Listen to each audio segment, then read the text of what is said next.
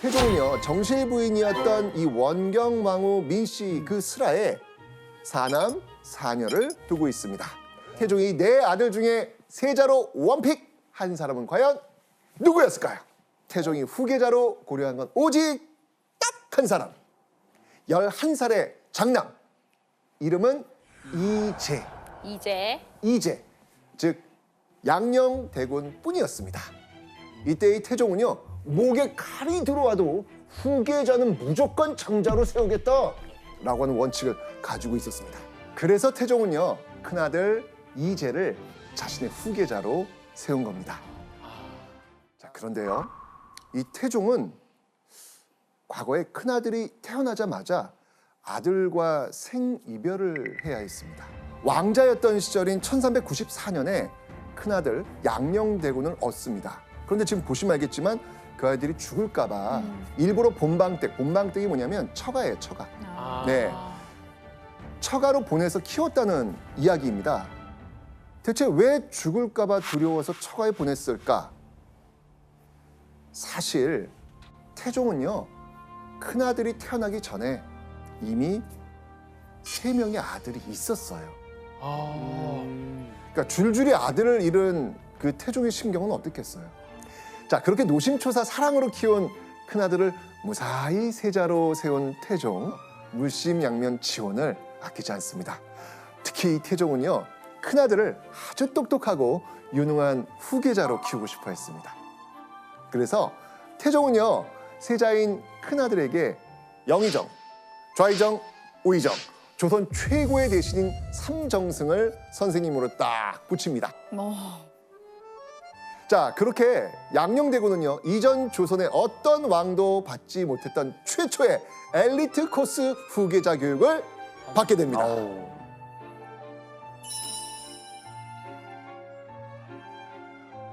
태종은요 세자인 큰아들이 얼마나 공부를 열심히 하는지 정말 궁금했을 거예요. 그래서 큰아들을 만나가지고 그동안 배운 것을 외워보거라. 이제 아버지의 테스트를 한 거죠. 어디 오늘 읽은 것들을 한번 외워보거라. 예, 외워보겠사옵니다. 맹자와 원자. 그런 큰아들의 모습을 본 태종은요 화가 머리끝까지 납니다. 세자의 잘못을 바로잡겠다는 의미로 바로 환관에 종아리를 친 겁니다. 아니 황관이 무슨 죄예요? 얼마나 진짜 아니 옆에서 같이 최선을 다했을 건데. 그렇죠. 맞습니다. 야. 자, 그러던 1407년 태종은요 14살이 된 세자를 혼인시킵니다.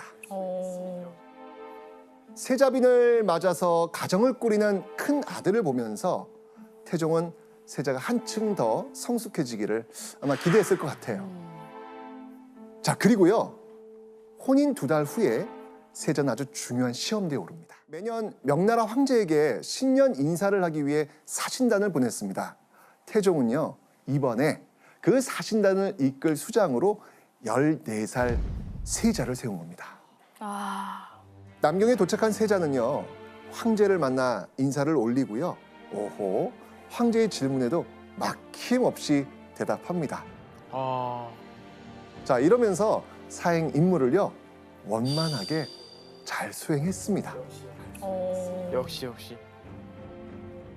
그런데 며칠 후에 황제가 주관하는 의식에 참석했을 때 예상치 못한 위기가 생깁니다. 위기? 그날은요 황제가 관리들을 거느리고 하늘과 땅의 신에게 제사를 지내는 날이었습니다. 자, 그 제사에 참석한 명나라 관리들과 양녕대군 조선 사신들은요 1품부터 9품까지 지위에 맞게 서야 했습니다. 그러니까 원래 양녕대군이 서야 할 곳은요 명나라 2품 관리가 서는 그곳이었습니다. 그런데 양녕대군이 섰던 자리가 어디였을까? 더 밑이에요? 맞습니다. 바로 9품석이었습니다. 9품? 9품. 한참 밑인데. 명나라 관리는 조선의 세자인 양녕대군을 9품이 서는 끝자리인 가장 말단석에 세운 겁니다. 이거는 조선의 위상도 흔들리게 되는 난감한 상황이 벌어진 거예요. 외교인데. 명나라 황제에게 자리 바꿔달라고 이야기합니다. 와 진짜? 네, 그러니까. 예. 의견은 전한 겁니다. 이렇게 말이죠. 제가 설 자리는 이 자리가 아니니 성찰해 주시길 바랍니다. 자초지종을 확인한 황제는요, 양녕대군의 이 당당한 요구를 받아들입니다. 오, 다행이다. 자, 그리고요, 여기서 그치지 않고요, 황제는요, 양녕대군에게 제대로 된 조복을 만들어 주라. 아. 만들어 준 거죠. 네. 단 15살의 조선 세자가 정말 똑 부러지는 외교적 대처로 조선의 위상을 지켜낸 겁니다. 와. 자, 그런데 이때 16살이 된 세자가 공부 대신 무언가에 푹 빠지게 됩니다. 뭐에 빠졌을까요? 바로 팡! 활쏘기. 오, 아. 진짜? 그런데요, 세자에게 활쏘기를 가르치라고 한 사람이 누구였을까요? 아버지? 맞아요, 본인이었어요, 본인. 아. 아이쿠야, 세자에게 이 활쏘기를 가르친 걸 후회할 수밖에 없는 거죠, 지금. 그렇죠. 네.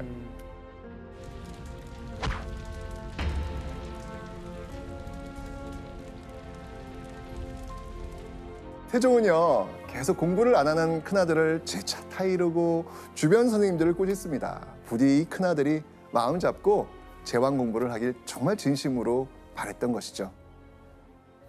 명나라 사행으로 이 큰아들에 대해서 좋게 보기 시작한 것도 잠시였습니다. 이 세자를 향한 태종의 고심은 점점 깊어갑니다. 오. 1410년 양녕대군에 대한 충격적인 소식이 들려옵니다. 자, 이 기생 봉지련을 마음에 둔 세자, 결국 세자군까지 부른 겁니다. 진짜? 네, 아, 선생님 근데 조선 궁궐 안에 네. 기생을 부르는 게 절대 해서는 안 될 일 아닌가요? 맞습니다. 세자는요, 도덕적으로 모든 신하와 백성들의 모범이 돼야 되는 그런 사람이었습니다. 그렇기 때문에 그거는요, 세자 본인은 물론이고요, 왕실의 도덕적 권위를 실추시키는 일이었습니다. 어휴. 그런데 자, 아버지가 이 사실을 알았네. 이 사실을 알게 된 태종은 이 화가 머리끝까지 나가지고요, 기생 봉지련을 감옥에 가둬버립니다. 그런데 이때 양녕대군이 태종의 화를 부르는 행동을 합니다. 태종에게 반항한 거죠. 태종의 조치에 화가 난 양녕대군은요, 밥을 안 먹습니다. 단식 투쟁한 겁니다. 아버지 태종은 어떻게 반응했을까요? 잡아서 가뒀던 기생 봉지련도 풀어주고요, 이 봉지련한테 한술 더 떠서 비단까지 하사합니다. 와. 이 통했네. 그러니까 그만큼 이 태종이 정말 양녕 너무너무 끔찍하게 사랑하는 거예요. 오, 너무 오냐오냐 하면 안 되는데. 네. 그러니까 너무 그렇게 버릇이 아, 아들 화풀어 이거 아니에요. 잘못냈으면 그러니까. 혼도 안 내고. 자, 이런 일이 자꾸 반복되니까 태종의 아내이자 세자의 어머니였던 원경왕후가 세자에게 이런 말을 하는 것이죠. 너는 어리지도 않은데 어찌 아버지께 이렇게 노여움을 끼치느냐? 어여 밥을 들도록 해라. 결국 이 원경왕후의 중재로 양녕대군의 개구멍 사건은 일단락됩니다. 혹시나 큰아들과 멀어질까 봐, 또 아들이 세자로서 자질을 의심받을까 봐 애써 봐준 겁니다. 와. 1417년 2월 세자인 양녕대군의 나이가 24살이 되던 해, 하루는요, 세자가 아름다운 여인에 대한 말을 듣게 된 거죠. 그 아리따운 여인은 누구였을까요? 바로 이 사람.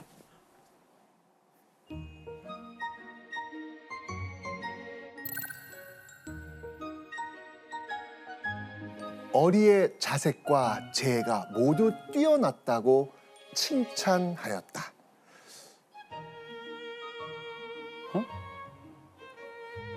어리란 사람이에요? 네. 즉 얼굴이 곱고 재능이 뛰어나다고 소문이 자자했죠. 이 세자가 만나는 어리의 정체가 너무 충격적입니다. 그녀는요 이미 한 남자의 아내였던 겁니다. 아하. 게다가 더 놀라운 건요, 어리는 종이품, 지금의 차관급에 해당하는 전직 고위 관리의 첩이었던 겁니다. 전직 관리의 첩이란 걸 알면서도 꿰어내서 궁으로 데려온 겁니다. 이건요 이전에 기생을 만났던 건 차원이 다른 겁니다. 지금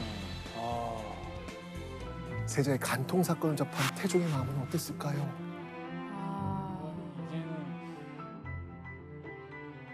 어리라는 여인은 지금 어디 있어? 세자궁에 숨어 있는 것을 발견하고 사원부로 압송하였습니다.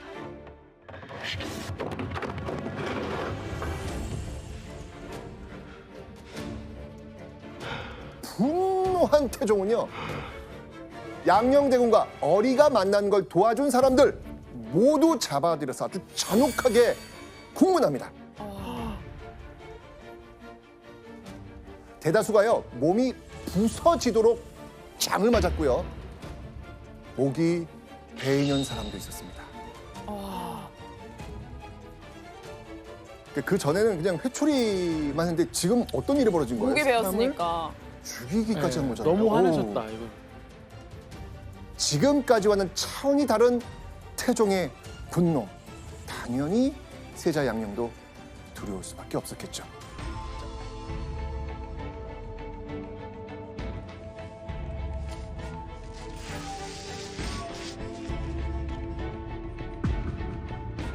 겸손함을 잃고 법도와 예의를 무너뜨려 국사를 혼란코자 한 죄 그옵니다.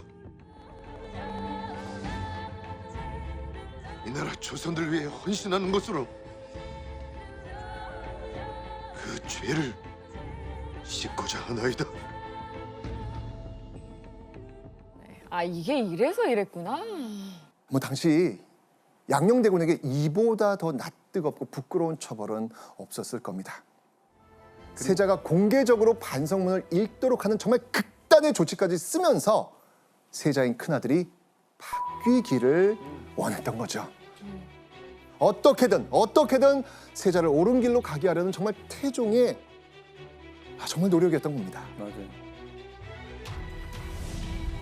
자, 그로부터 1년 후 어. 1418년 3월 태종은 다시 한번 충격적인 양녕대군의 소식을 듣게 됩니다.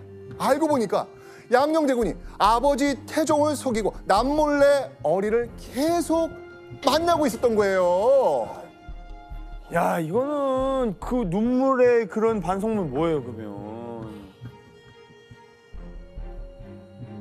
자, 이 태종과 세자 정말 최악으로 치닫는 부자 사이였습니다.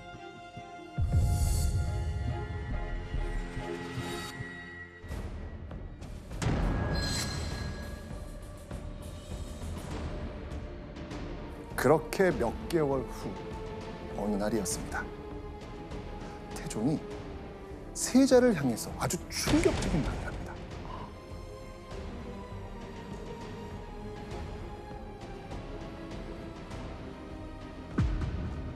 세자는 사람이 아니다.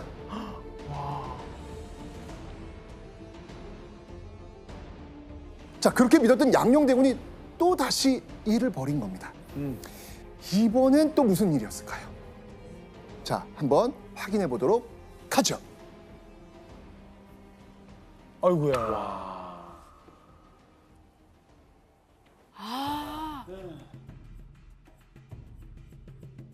세자가 성령이 죽었을 때 궁중에서 활 쏘는 놀이를 하였다.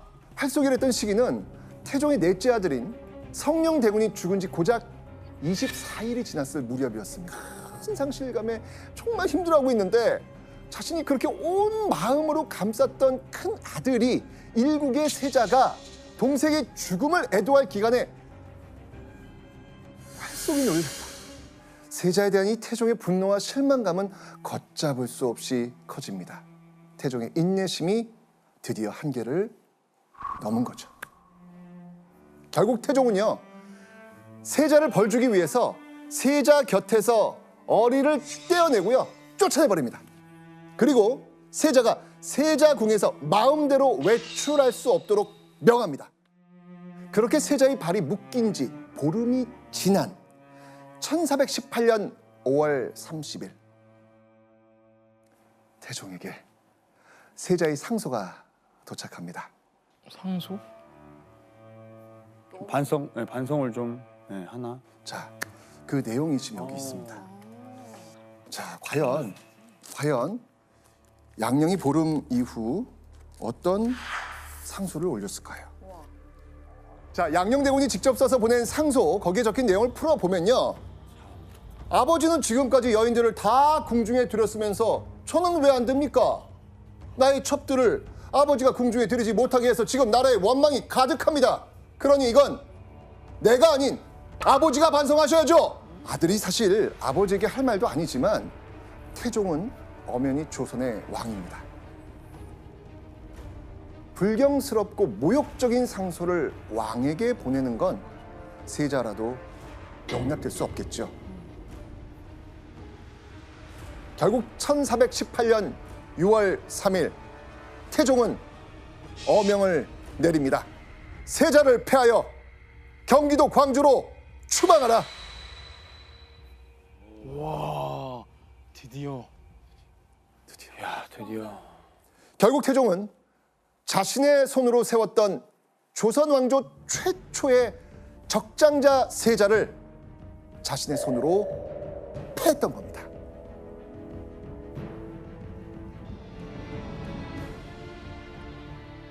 폐세자는 왕자의 신분이 되어 새로운 칭호를 얻게 됩니다.